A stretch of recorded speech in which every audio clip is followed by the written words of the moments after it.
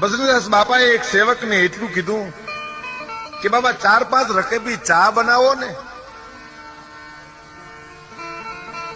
4-5 રકેબી ચા બનાવીને સેવક જ્યાં આવ્યો, 4-5 રકાબી ચાની જ્યાં પીધી તા તો 8-10 માણસો બીજા આવ્યા. બાપાએ કીધું કે ભાઈ બધાને ચા આપો. સેવક વિચાર કરે છે, બધાને ચા આપી, 10-12 જણાએ ચા પીધી.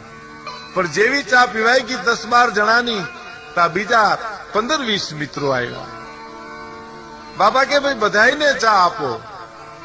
કલ્પના કરજો મિત્રો, જે કિતલીમાં 4-5 રકેબી ચા બનાવી છે એ કિતલી આજ ભારે થઈ ગઈ છે, વજનવાળી થઈ ગઈ. સેવક વિચાર કરે છે કે ઓહ, આમાં તો ઘણી ચા છે.